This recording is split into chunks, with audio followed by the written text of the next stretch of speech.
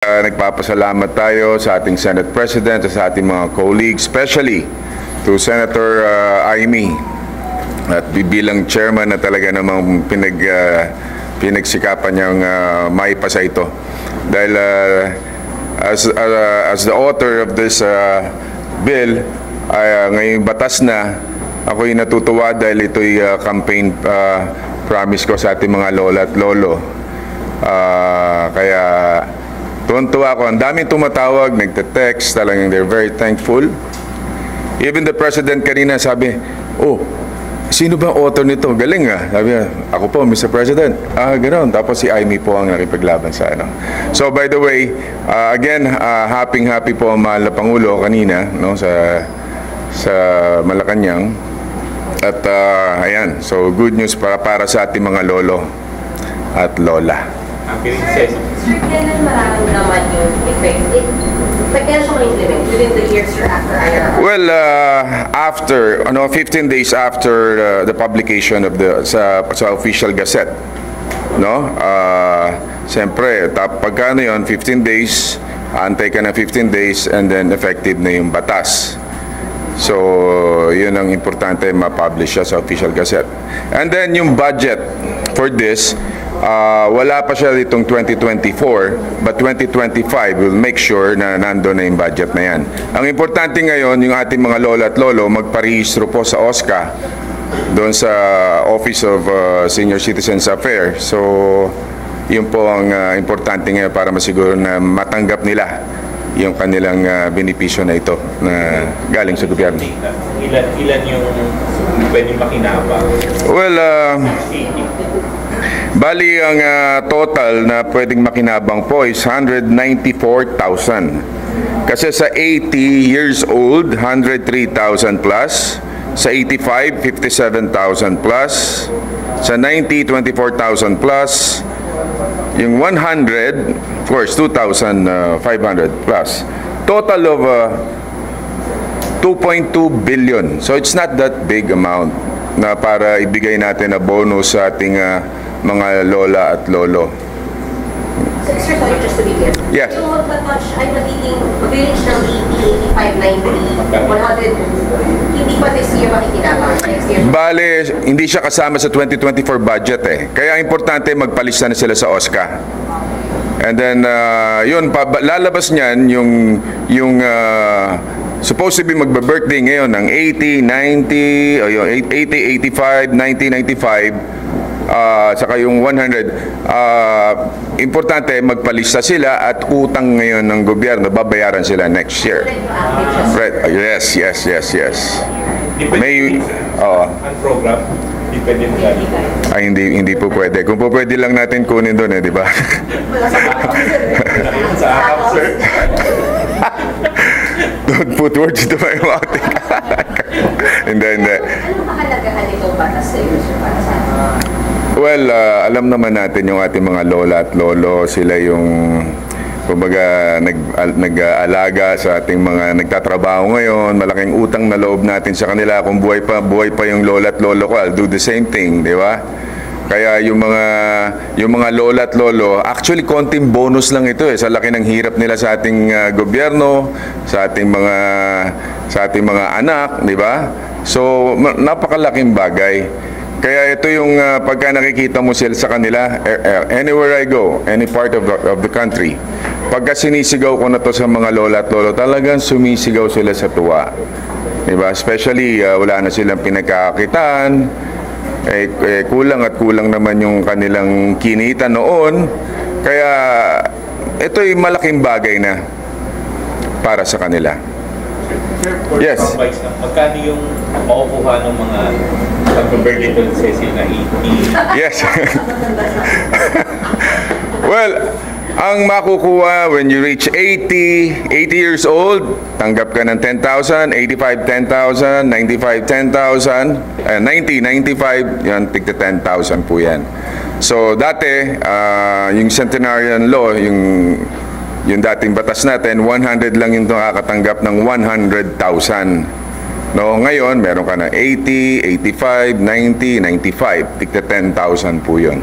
So, napakalaking bagay po sa ating mga kababayan. Sir, So yung 100 years old stays at 100? Stays at 100K. Nag-vlog ako, sabi ko 1 million. Mali. Merong proposal na 1 million when you reach 100. 101. O yan, di ba? 101. Ayan. Merong proposal na ganun. Pero baka umiyak na ating gobyerno. Mahaba na yung buhay ng tao ngayon. Pero meron akong proposal ngayon.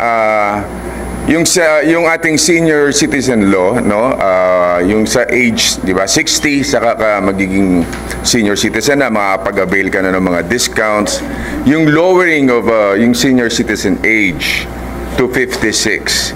Yun yung nilalabi ko na kay Senator Amy. Sabi ko, we have new project. Sabi ko kay Senator Amy, pag-aralan na natin. Not necessarily 20%. Yung proposal ko is 20% nga discount din, ano? Kung po pwede, at least 10. Malaking bagay na. Dahil this early, tayo, marami ito, 40 years old, may maintenance na. No? So, kaya, yung mga, di ba? Lahat naman tayo,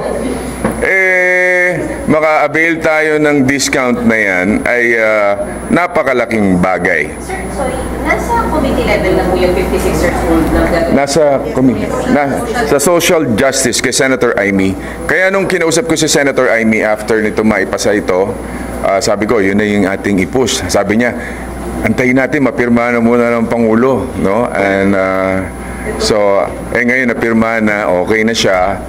So, yun naman ang tatrabawin namin. Kaya ito po ay hindi lamang po, kumbaga effort po ito, pinaghirapan ng buong Senado, kaya tayo masaya para sa lahat. Okay? Di ba meron ding early retirement? Yes. Yeah, meron ding yung optional retirement sa government, no? From 60 to 56 din. Hindi siya mandatory. Optional. Kung gusto mo mag-retire at the age of 56, may option ka. So, it's not mandatory. Yun yung under my committee naman. So, yun po din yung ating mga sinusulong para dyan. So, I'm sure marami din magre-react, but at least to may option. At least mabigyan natin ng chance yung mga mas bata kung gusto mag-retire naman nung ibang nasa 60 or 56 ka na. Sir, may we get your comment lang dun sa bashing ngayon kina Senator Padilla about dun sa glutathione session sa office niya ni Marian Padilla. Senator Robin already apologized to the Senate. Sir, do you think there's a need pa rin to investigate from the ethics? If you ask me personally, nag-apologize na naman yung tao. Bakit pa natin palalakihin ito? Hindi naman siguro niya kagustuhan din niyang ganyan na maging issue na malaki na hindi mo ina-expect na lalaki ng ganyan. So siguro, accept na lang natin yung kanyang apology. Especially si Mariel din naman nag-apologize. So, if you ask me. So, yun na po. So, thank you very much. Sir, kanina sa Palazzo, pinapag-usapan ba mo cha-cha yung 38, 6, and 7? Yes, basta ang sinabi ng mahal na Pangulo, Senate will take the lead. So, sinabi mo, siya magli-lead. So, in short, tayo mamuna. Senado.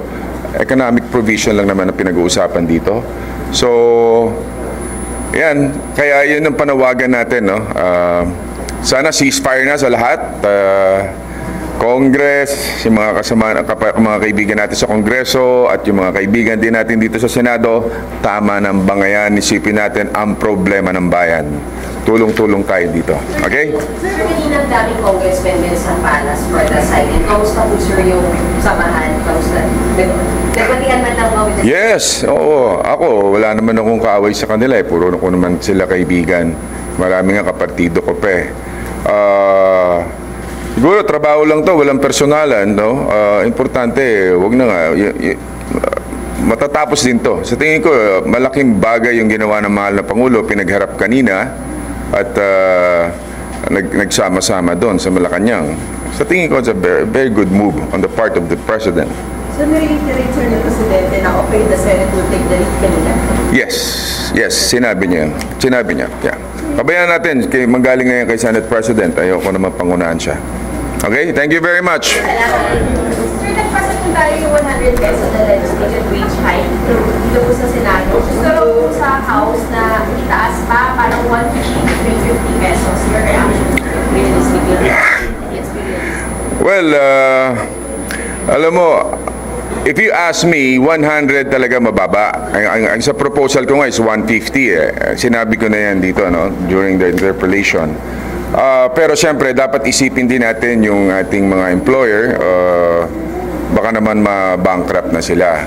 Sa tingin ko naman ay pwede naman pag-usapan pa yan, magba-bycam yan. Kahit magkano pa ilagay nila dyan, at the end of the day, mag-uusap pa rin yan, may bycam tayo.